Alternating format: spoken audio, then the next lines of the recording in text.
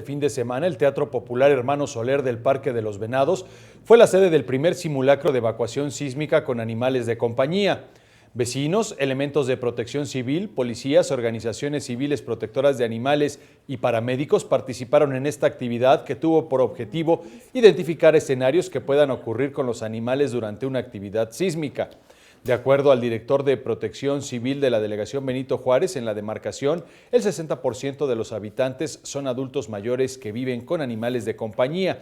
De ahí la importancia de adoptar una cultura de atención a las mascotas ante una actividad sísmica o cualquier otro fenómeno de la naturaleza.